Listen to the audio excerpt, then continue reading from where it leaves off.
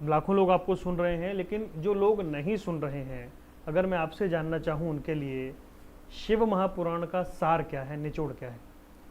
सबसे मुख्य ये है, वेद व्यास जी ने जितनी पुराणों की रचना करी है उन सारी पुराणों में शिव महापुराण को जो रचा है, आप भागवत पुराण को देख लीजिए, नर्मदा पुराण है, लिंग पुराण है, पद्म पुराण है, अग्नि पुराण है, नारद पुराण है, बरहा पुराण है, मत्स्य पुराण है, इन सारी पुराणों को उठाकर देखेंगे, किसी भी पुराण में श्री वेद व्यास जी ने कोई उपाय नहीं लिखा कि इसके करने से ये फल की प्राप्ति होगी, पर केवल एक शिव महापुराण 24,000 श्लोक की 12 संहिताओं की जो रची है वेद व्यास जी ने, उसमें उन्होंने एक एक उपाय का वर्णन लिखा है कि काली मिट्टी का शिवलिंग का निर्माण करेंगे तो उसका क्या फल है, वाइट मिट्टी का, सफ़ेद मिट्टी का शिवलिंग का निर्माण करेंगे तो उसका क्या फल है, पीली मिट्टी के शिवलिंग का, लाल मिट्टी के शिवलिंग का क्या फल है, शंकर जी पर काली तिल चढ़ाने का क्या महत्व है, राई के दाने सरसों चढ़ाने का क्या महत्व है, काली मिर्च चढ़ाने का क्या महत्व है, कौन सा पुष्प शिव जी को चढ़ना चाहिए, उसका क्या लाभ है, केवल वेद व्यास जी ने एक ही पुराण में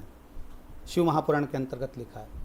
मैं तो ये महसूस करता हूँ कि वेद व्यास जी ने कलिकाल में जो जीव भटक रहे हैं या परेशान हो रहे हैं या यहाँ वहाँ जाते फिर रहे हैं, डोल रहे हैं, उनको वापिस भगवान के चरणों में लाने के लिए ऐसी सेवा का क्रम, पूजन का क्रम बताया है जिसको कर कर व्यक्ति अपनी मनोकामना पूर्ण कर सकता है।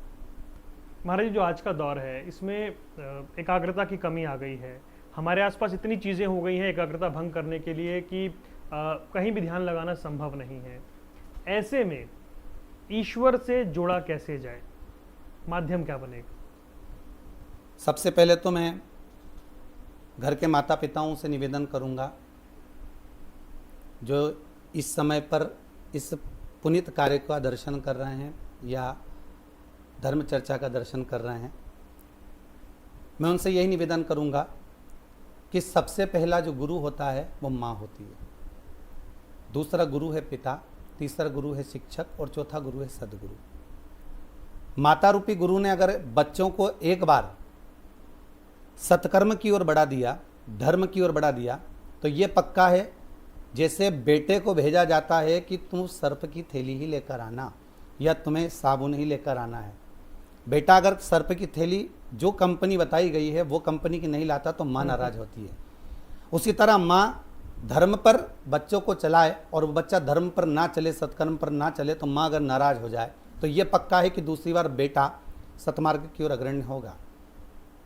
आपने प्रश्न किया है कि एकाग्र चित्ता कैसे लाया जाए भगवान को पाने के लिए, तो उसका सबसे मूल कारण है, ये जरूरी नहीं है कि आपको वृंदावन जाकर बैठ जाना है या नर्मदा के घाट या गंगा के घाट पर जाकर बैठ जाना है या सरयू के घाट पर बैठ जाना है। ऐसे कई बैठे हुए हैं जिनका ध्यान घर में है और कई ऐसे भी हैं जो घर में रहकर भी नर्मदा और गंगा का स्मरण कर ले रहे हैं, उनको गंगा का दर्शन हो जाता है।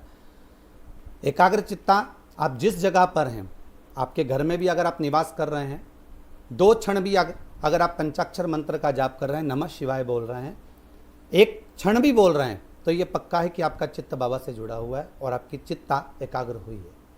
गुरु जी, मैं अगर इसको ऐसे जानना चाहूँ कि जो आपका अब तक का अनुभव है, जो आपका अध्ययन है, जो आपका पठन है, जो आपके प्रवचन हैं, उनके आधार पर शिव तत्व क्या है? शिव महापुराण से देखें या स्कंद पुराण से देखें, संपूर्ण ब्रह्मांड जब जलमग्न हो जाता है तो एक पानी का बुलबुला रह जाता है।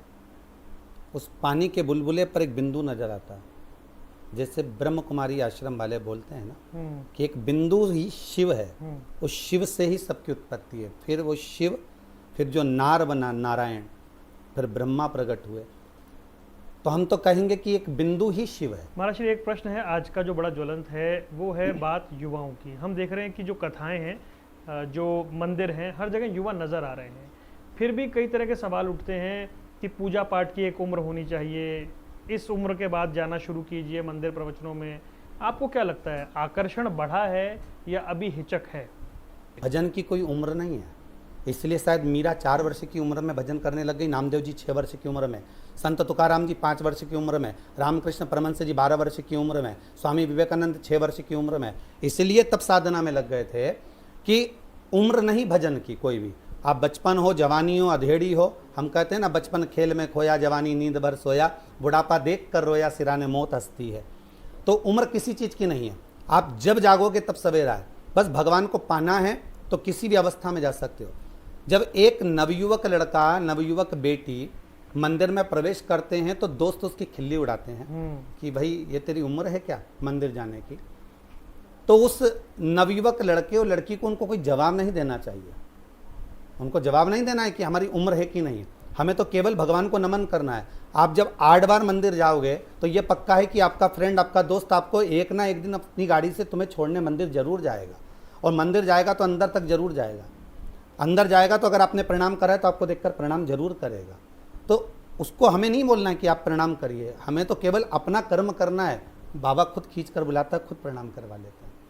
नवयुवक टीम को हम तो कहेंगे कि अगर मंदिर जा रहे हो तो आप हजारों लोगों को प्रेरणा दे रहे हो, आप हजारों लोगों को उस मंदिर का रास्ता दिखा रहे हो। अब महाराज जी, मेरा इससे जुड़ा एक प्रश्न है कि मंदिर हम जाते हैं, लंबी लंबी कतार देखते हैं, कथाओं में, पंडाल में हर जगह भक्त आते हैं, यानी कि धर्म जो है या उसको मानने वाले जो हैं वो हर जगह दिखाई देते हैं। फिर प्रश्न आता है कि समाज में इतनी विसंगति क्यों है?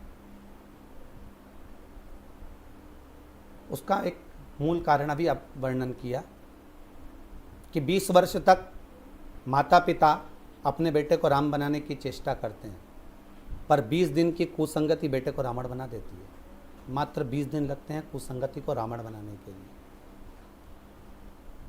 उसका एक कारण हम पहले कथा में कहे हैं कि ताली, थाली और प्याली, ये 3 मित्र ऐसे हैं संसार के जो अच्छे अच्छे को बर्बाद कर देते हैं।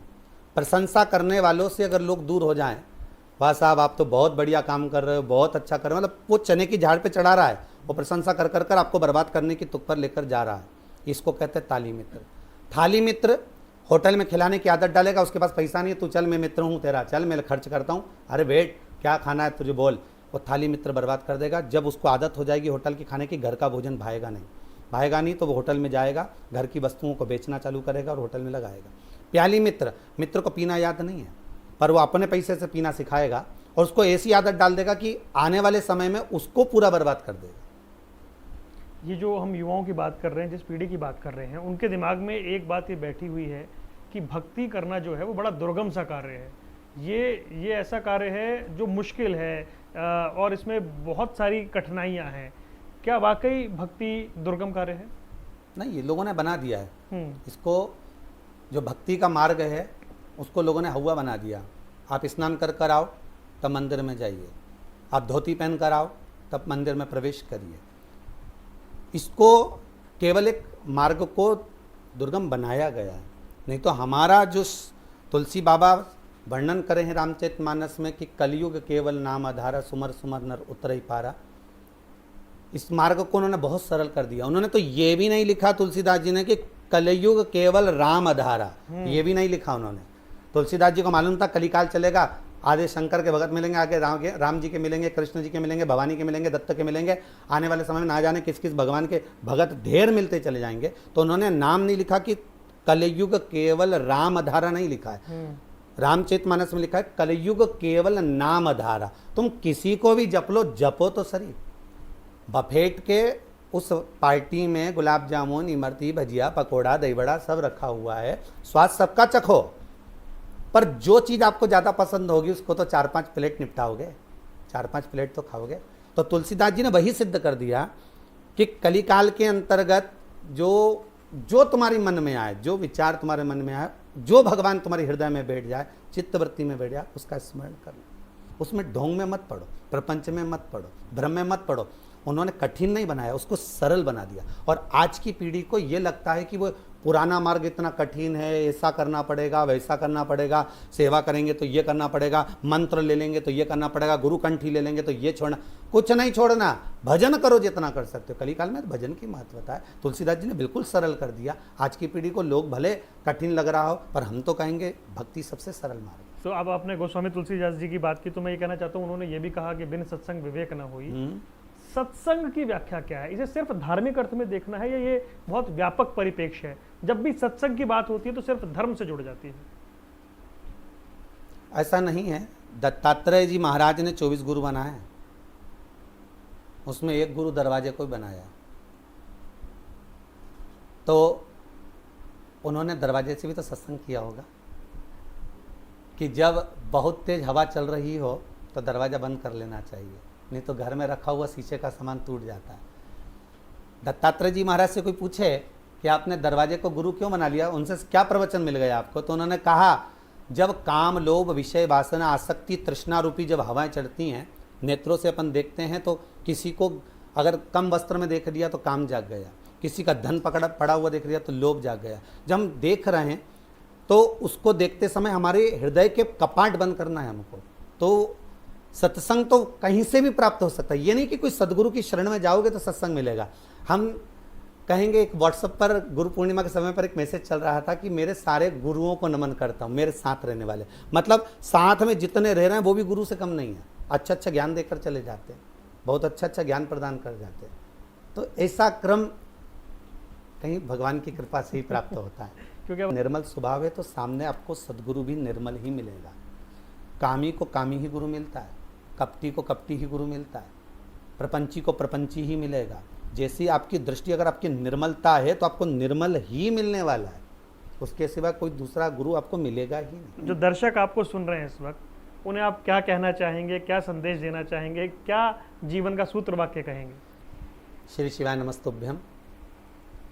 सभी दर्शकों से मेरा यही निवेदन है, जितना समय मिले, जितना क्षण मिले, आधा पल भी मिले तो भगवान का गुणगान जरूर करो, स्मरण जरूर करो। उदर की पूर्ति के लिए भोजन जरूरी है और आत्मा की तृप्ति के लिए भजन जरूरी है।